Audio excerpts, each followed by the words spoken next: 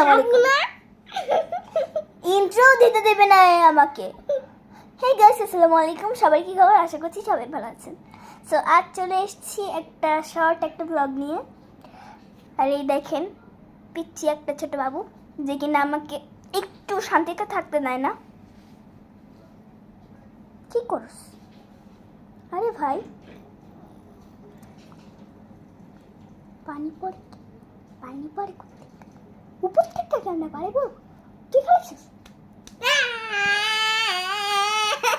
একটু মানে মারছি বলে কিরকম চিল্লাইছে। আমিও